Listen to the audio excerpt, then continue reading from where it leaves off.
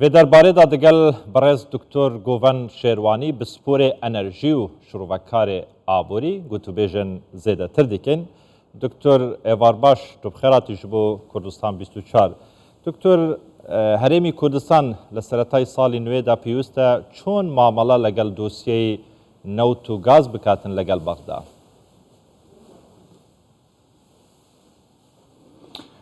سپاس بۆ کەناڵی کوردستان 24 و بینەرانی عزیز و سپاس بۆم دەرفەتە. راپۆرتێکی زۆر جوانتان پێشکەش کرد لەسەر ئەم توێژینەوەی دادوەرێکی ئەمریکی دەربارەی بەیاسابوونی یاخود قانونیەتی گرێبەستەکانی هەرێمی کوردستان لە بواری نەوت و گاز. حەز دەکەم شتێکی کە لەوەی زیاد کەم لە ساڵی 2008ەوەش یاساناسێکی ئەمریکی بە ناوی جیمس کرۆفۆرد هەمان راپۆرتێکی پێشکەش کردبوو لەسەر کە ئەم یەک گرێبەستانەی هەرێم قانونیە و شەرعیە لە 2008ەوە ئەم راپۆرتە یاخود ئەم توێژنە بڵاو کراوەتەوە و دیسان شتی تر هەیە. حەز دەکەم دووسێ خاڵی دەستوری باسکەمەوە کە پاڵپشتینە بۆ قانونیەتی گرێبەستەکانی هەرێمی کوردستان. ئەمیش مادە 117 لە دەستور کە کیانی دەستوری حکومەتی هەرێمی کوردستان دەپارێزی و مادە 121 کە تەواوی دەسەڵاتەکانی تشریعی و تەنفیزی و قەزایی داوەتەوە بە حکومەتی هەرێمی کوردستان. ئەمانە زۆر گرنگن و دواتر لەسەر بنەمای ئەو دوو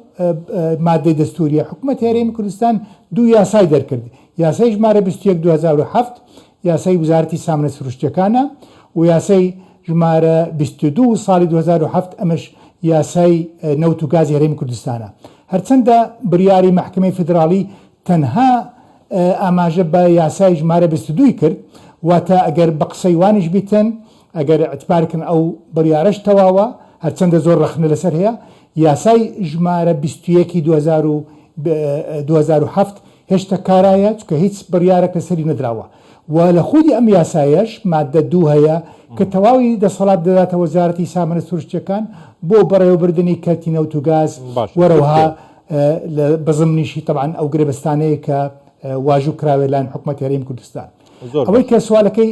پرسیارەکەی جەنابەت کە چۆن مامەڵەکەن ئێمە زۆر گرنگە سەخت کە لەسەر ئەم بەرگە دەستوریانە کە لە بەرژەوەندی هەرێمی کوردستانە لەسەر چۆنەتی بەڕێوەبردننی کەرتی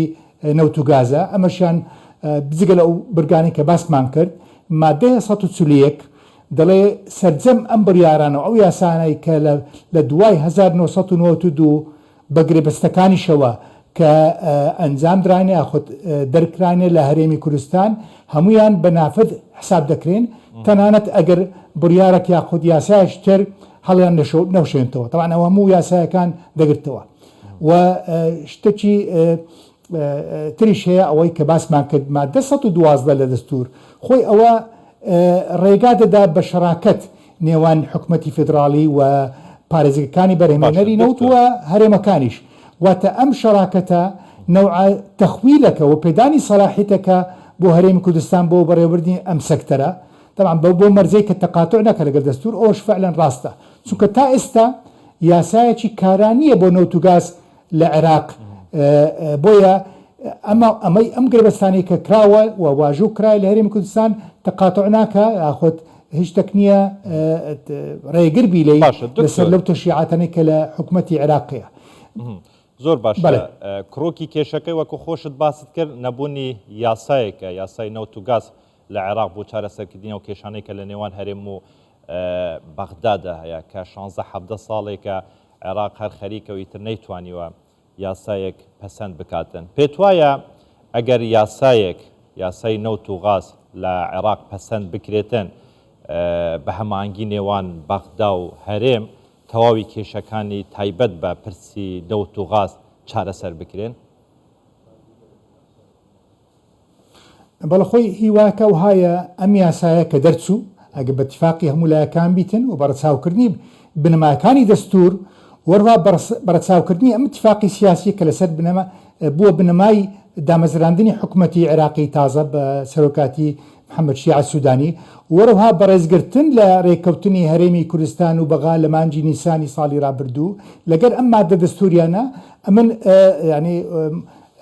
متأکدم هیچ کێشەی نامینێ کێشە کۆنەکان چارەسەر دەکرێت و ئەم یاسایە دەفتەڕێگر لە پەیدابوونی هەر کێشەیەکی نوێ چونکە ئەم یاسا ئەگەر بەڕچاوکردنی ئەو خاڵانەی کە باسمان کرد ئەم کاتە هیچ کێشەیەک نامینێ و سەرجەم مەسئولیات و حقوقی هەردوولایەن دەپارێزرێ بە شێوەیەک کە دەبتە بۆ بەرژەوەندی ئابووری عێراق و ئابووری گەلانی عێراقەوە لە باکوورەوە تا خوارو. باشە دکتۆر نزیک دەبینەوە لە ساڵێک کە هەناردەکردنی نەوتی هەرێمی کوردستان ڕاگیراوە. ینی ڕاگررتنی نەوتی هەرێمی کوردستان تا چەند زیانی بە ئابووری عێراق و جیهان گەیاندووە. بەڵێ خۆی لە 25 ساڵی ڕابردوو ڕاگیراوە لەسەر بنەمای بڕیاری محکمەی نێبژوانی نێودەوڵەتی پاریس لە 23 ئادارەوە لەو کاتەوە 8 مانگ لە ساڵی ڕابردوو مانگانە نزیکەی 800 تا 900 میلیۆن دلار زیان دەبەخشی بە ئابووری عێراق و کۆی ئەم ماوەی ئەگەر حساب بکەن پتر لە 7 میلیارد دلارە لە کاتێکدا خۆی بودجەی عێراق 49 میلیارد دلاری کورتێنانی هەیە بۆیە ئەم 7 میلیارە ئەگەر بات باە لە کاتێکی گونجاو زوو ڕێکەوتن بکرا باە نێوان هەرێم و بەغا لەسەر ئەم کێشەی قانونی گرێبەستەکان و لەسەر مستحقاتی کۆمپانیاکان کە کار دەکەن لە بەرهێنانی نەوت و هەروە لەگەڵ لایەنی تورکی ئایا لەسەر نوێکردنی اتفاقەکانی کۆن ئەم کاتەی دەکرا لەو لە مانجی چواری ساڵی ڕابردوو هەناردەکردنی نەوت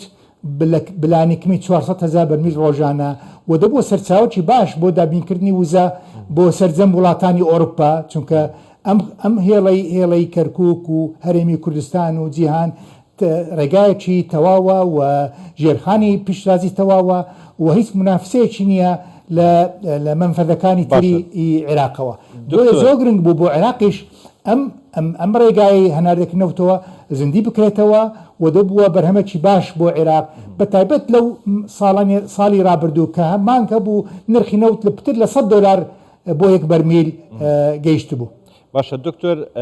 لە سەرەتای کابینەی نوێی محەممەد شیع سوودانی لانی هەم حکوومەتی عێراق و حکوومەتی هەرێمی ڕاستپاردبوو کە لە ماوەی 6 مانگە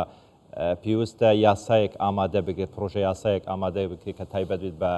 نەوت و گازی هەم عێراق هەم هەرێمی کوردستان. یعنی پرسیارەکە لێرە ئەوەیە بۆچی عێراق نایەوێتن یاسایەکی نوێ کە تایبەت بێت بە نەوت و گازەوە پەسەند بکاتن بۆچی نایەوێت ببێتە خاوەن یاسایەکی نوێ؟ خۆی نەبوونی یاسا واتە نەبوونی بۆشایەکی دەستوری لە 2005ەوە لەو کاتێک کە دەستور دەرچووە ئەبایە لە لایەنێکم لە ماوەی ساڵێکیان 2 ساڵ یاسایەک دەربچی چکە ئەمە بەڕاستی دەبتە شێوەکی بە سیستەمبوونی بەڕێوەبردننی کەرتی نەوت و گاز لەسەر عێراق وەرەوە دەبتە ڕێگرێک لەسەر ئیجتیهادات و گەندەلی و بەهاداردانی پارە. ئێستا زۆربەی ئەو گرێبەستانی کرایە لە سەر ئاستی عێراقشەوە بە ناوی جەولات تەراخیس زۆر ڕخنەی لەسەر هەیە زۆر لە هەندێک زۆر خاڵەکانی بووە مایەی بەهاداردانی پارە و بووە ڕێگایەک بۆ گەندەلی ئەگەر یاسایەک هەبوایە ئەم شتانە ڕێک بخرێ هەمان کات بۆ بەرژەوەندی هەرێمیش دەبوو بۆ هەر بەرژەوەندی عێراقیش دەبوو بەڵام زۆر لایەن هەیە پێیان باش ئەو یاستا نەبیتن ئەو کاتت دەسەڵاتەکە بە حەسری دەبتە لە دەست وەزیران و بەرپرسانی گەورە وزارەتی نەوتەوە وەرەوە سەرۆکاتی ئەنجومەنی وەزیرانشەوە بەڵام ئەمانە هەموو کە نەبوونی یاسا طبعاً شتێکی زۆر سەیرە لە وڵاتێک کە کاتێکدا دووەم گەورەترین بەرهەمێنەری نەوتە لەسەر ئاستی ئۆپک و چوارەمین گەورەترین یەدەگی نەوتی زەبەلاحیە لەسەر ئاستی جیهانەوە کە نزیکەی پتر لە 153 میلیار بەرمیلە بۆیە لە وڵاتەکی ئەوها زەبەلاح لە بەرهێنان نەوت شتێکی سەیرە کە تا ئێستا یاسایەک نەبی بۆ بەڕێوەبردننی نەوت و گاز لەو وڵاتە. بەڕێز دکتۆر گۆڤەن شێروانی بسپۆرێ ئەنەرژی و شڕۆڤەکارێ ئابووری لە هەولێر گەلمە بۆ گەلێکی سوپاس دکتۆر. سوپاس بۆ بەڕێز.